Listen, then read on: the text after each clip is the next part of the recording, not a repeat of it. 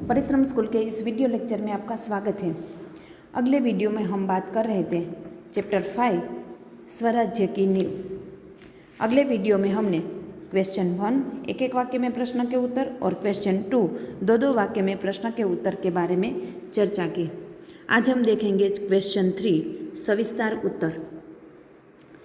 सबसे पहले है कि मार्ग में हिमालय उड़ने, डरावनी लहरों के थप्पड़े मारने, नाविकों के सो जाने से क्या अभिप्राय है।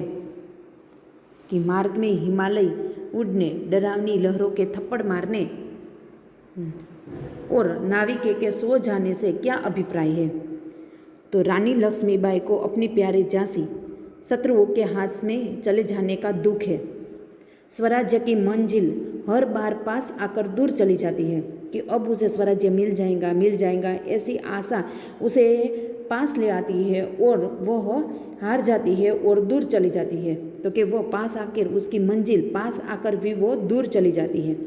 रानी स्वराज्य को पास में आते हुए देखती है, पर तभी हिमालय जैसी बाधाएं उनके मार्ग में आ जाती है।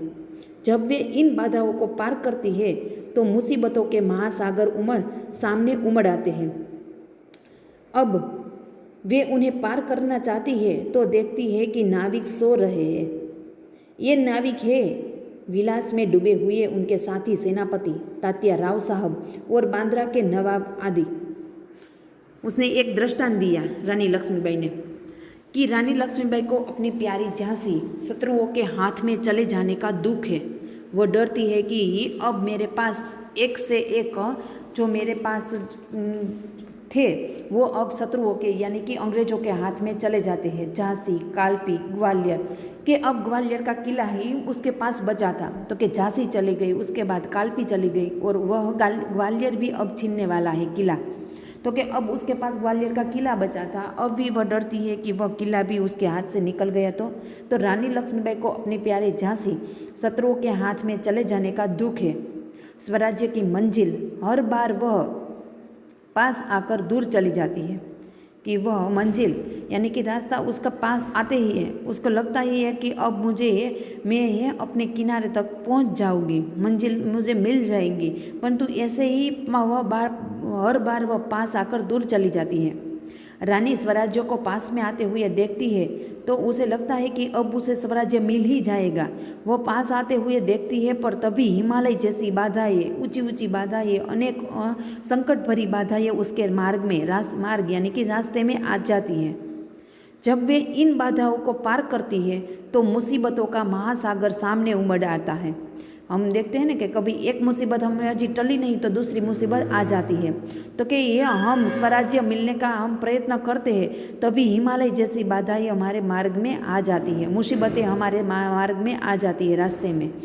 पर जब वह इन बाधाओं को पार करती है, मुसीबतों को पार करती है तो मुसीबतों का महासागर जैसी अनेक मुसीबतों का महासागर जैसे उसके सामने आ गया हो तो कि ऐसी मुसीबतों का महासागर सामने उमड़ जाते हैं।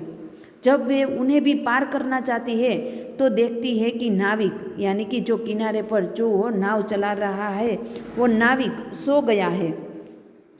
तो कि सो रहे ये नाविक कौन है।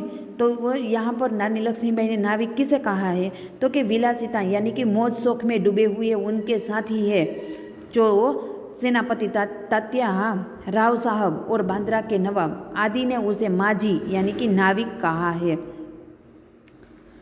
अगला प्रश्न है कि रानी लक्ष्मीबाई देशभक्ति की एक अद्भुत मिसाल थी, समझाइए कि वो क्यों देशभक्ति की एक अद्भुत मिसाल थी।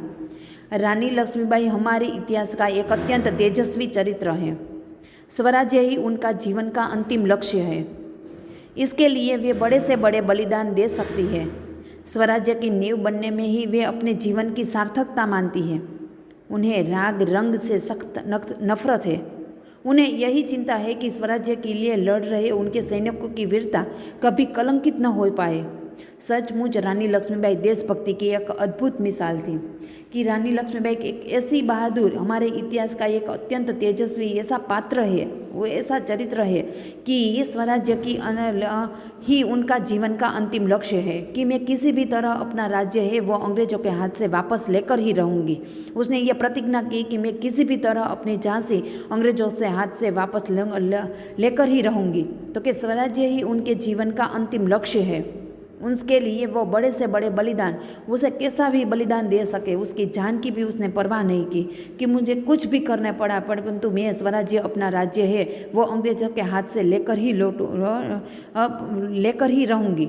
स्वराज्य की नींव बनने में ही वह अपने जीवन की सार्थकता कि वो तो जो मैं अंग्रेज़ों के हाथ से मैं अपना राज्य वापस लूँगी तभी मैं अपने जीवन को सार्थक कर सकूँगी।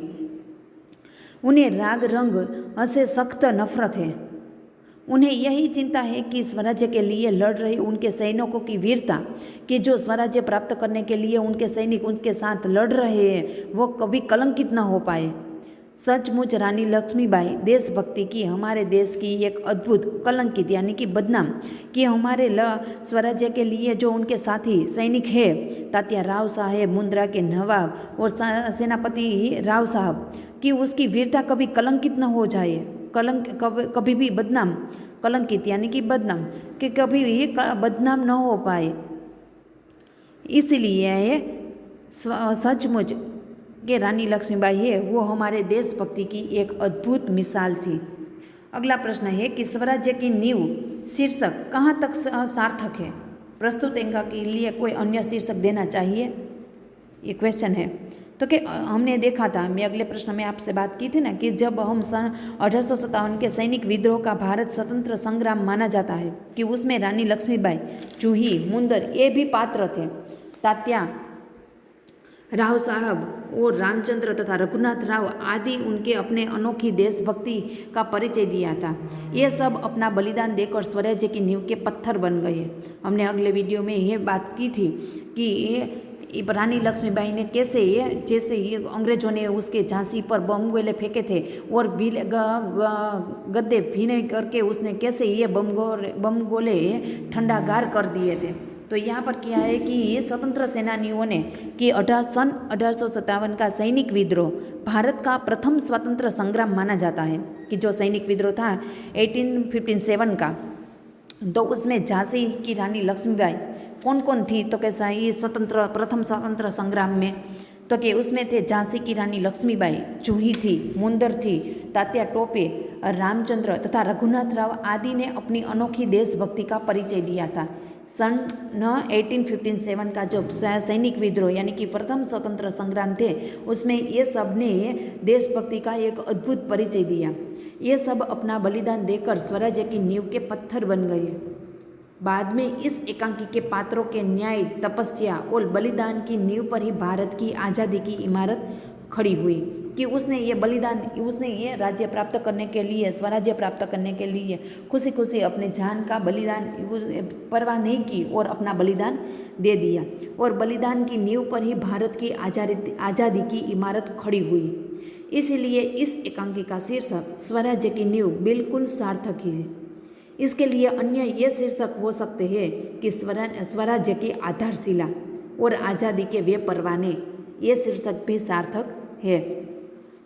तो कि ये सब ने रघुनाथ राव है, तात्या टोपे है, जूही है, मुंदर है, रामचंद्र है आदि ने अपनी देशभक्ति का एक अनोखा परिचय दिया था। ये सब अपना बलिदान अपने जान की परवाह किए बिना भी स्वराज्य का पत्थर बन गए है। इस एकांकी के पात्र ने न्याय, तपस्या और बलिदान की नींव पर ही भारत की आज़ादी की इमारत खड़ी हुई थी, कि ये सब ने बलिदान दिया तभी हमें आज़ादी मिली। इसीलिए इस एकांकी का शीर्षक स्वराज्य की नींव तो सार्थक ही है, परंतु इसके लिए जो अन्य शीर्षक दिए जाए तो ये हो सकता है कि स्वराज्य की आधारशिला, और अन्य शीर्षक है आज़ादी के वे परवाने। अगला प्रश्न है कि रानी लक्ष्मीबाई निराश क्यों हो गई थी? रानी लक्ष्मीबाई निराश क्यों हो गई? तो रानी लक्ष्मीबाई के स्वराज्य पाने के प्रयत्न विफल हो रहे थे। झांसी उसके हाथ से निकल गई थी। उसके पास शक्ति थी, फिर भी वे दुर्बल थी, यानी कि कमज़ोर थी, तात्या जैसे कुशल सेनापति होते हुए भी सेना में अनुशासन नहीं थी। रानी के सहयोगी विलासिता में डूबे हुए थे। वे युद्ध में साहस और शौर्य दिखाने के बदले ब्रह्मभोज के आयोजन में पड़े हुए थे कि अपना साहस दिखा सके, हमारा शौर्य यानी कि हमारी बहादुरी दिखा सकते। उसके बदले ब्रह्मभोज यानी कि मौज शौक, लड्डू और श्रीखंड खाने में वह आयोजन में पड़े हुए थे। ग्वालियर जैसा किला हाथ में होकर भी वे कुछ नहीं कर पा रहे थे। शत्रु को अपना शिकार बनाने के बदले वे अविश्वासों के शिकार बन ही रहे थे। अपने पक्ष की ऐसी स्थिति देखकर रानी लक्ष्मीबाई निराश हो गई थी कि रानी लक्ष्मीबाई स्वराज्य पाने के लिए वह उत्सुक थी कि मैं किसी भी तरह स्वराज्य अपने हाथ से पा लूँगी। तो झांसी उसके हाथ से निकल गई। उसके पास शक्ति थी कि ऐसे शक्तिशाली तात्या टोपे, रघुनाथ राव, मुंदर, जूही आदि शक्तिशाली लोग थे। उसके पास शक्ति भी थी, फिर भी वे दुर्बल थी यानी कि कमज़ोर थी। दुर्बल यानी कि कमज़ोर थी। तात्या जैसे कुशल सेनापति होते हुए भी सेना में अनुशासन यानी कि एकता, ये वो शासन हो सके कि ये ऐसा कर सकते, तो कि होते हुए भी उसमें अनुशासन नहीं था। रानी के सहयोगी विलासिता में डूबे थे। उसके साथ जो सहयोगी रामचंद्र, रघुनाथ राव, तात्या टोपे, जूही, मुंदर थे, वो सहयोगी उसके साथ खड़े थे, फिर भी वह विलासिता यानी कि मौज शौक में डूबे हुए थे। वे युद्ध में साहस और शौर्य यानी कि बहादुरी, साहस और दिखा सकते थे। फिर भी ब्रह्मभोज के आयोजन में वह पड़े हुए थे कि साहस और शौर्य, बहादुरी हम दिखा सकते हैं, फिर भी वह ब्रह्मभोज में मौज शौक में डूबे हुए थे। ग्वालियर जैसा किला हमारे पास अब ग्वालियर का किला ही बचा था, तो कि ग्वालियर जैसा किला हाथ में होकर भी वे कुछ नहीं कर पा रहे थे। शत्रुओं को अपना शिकार बनाने के बदले वह अविश्वासों के शिकार बने जा रहे थे कि उसमें अपने आप ने शत्रुओं का शिकार तो वह पहले से ही बन चुके थे और अब उसके बदले वे अविश्वास यानी कि अब वह हार चुके थे कि हमारे पास उसकी अपने पर विश्वास नहीं रहा था, तो कि अविश्वास का वह शिकार बनते जा रहे थे। अपने पक्ष की ऐसी स्थिति देखकर कि ये लोग हैं मेरे साथ, सहयोगी तो मेरे साथ है ही, परंतु वह महोत्सव में आनंद विलास में डूबे हुए हैं, तो कि ऐसे शिकार होते हुए अब वह हिम्मत हार गई थी, तो कि अब उसमें अपने आप पर विश्वास नहीं रहा था, तो कि अविश्वास का वह शिकार बनती जा रही थी। अपने पक्ष की ऐसी दशा देखकर, ऐसी स्थिति देखकर रानी लक्ष्मीबाई निराश हो गई थी। इस चैप्टर में हमें स्वराज्य की नींव के स्वाध्याय के प्रश्न, एक एक वाक्य में प्रश्न, दो वाक्य प्रश्न और सविस्तार प्रश्न के उत्तर देखें। Thank you.